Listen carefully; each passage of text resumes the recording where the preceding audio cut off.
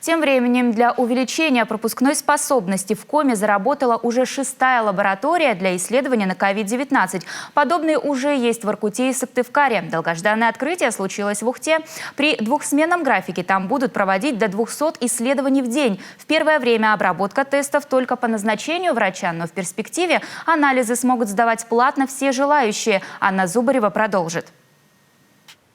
25 миллионов рублей. Именно столько потребовалось на открытие в Ухте лаборатории для исследований на COVID-19. Она без всяких сомнений позволит существенно повысить скорость обработки взятых анализов. В учреждении есть помещения для смены одежды, дезинфекции, зоны для выполнения самых разных работ. Работа начинается с первой зоны, зона пробоподготовки.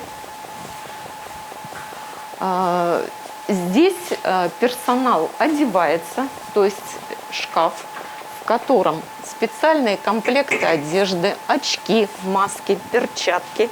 То есть здесь персонал одевает необходимые средства индивидуальной защиты, и в них проходит сам бокс. Сотрудникам предстоит нелегкая задача в полной экипировке, включающей специальные очки, одежду, респиратор и перчатки. Например, в одной из зон нужно работать непрерывно 3,5 часа. Общий же цикл обработки занимает 6 часов. В этот бокс с той стороны доставляется материал, ставится бокс с пробирками, закрывается с той стороны, и фельдшер-лаборант вынимает отсюда бокс биологической безопасности с материалом, и здесь начинается работа. При переходах и передаче материала используется система шлюзов. Они сделаны таким образом, что невозможно открыть одновременно 2 окна. При открытии одного блокируется другое. Вообще, о качестве нового оборудования сотрудники Ухтинской поликлиники отзываются исключительно положительно. Как сравнивают мои специалисты технические, они говорят, это вот Мерседес, который нам сейчас купили, а то, что было, это обычный москвич.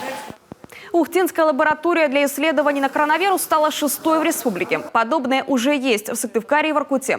Планируется, что на новом объекте при двухсменном графике будет проводиться по 200 исследований в день. В первое время обработка тестов только по назначению врача.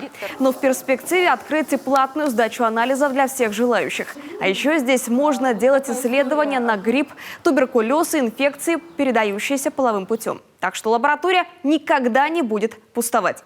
Анна Зубарева, Павел Лагутин, телеканал Юрган, Ухта.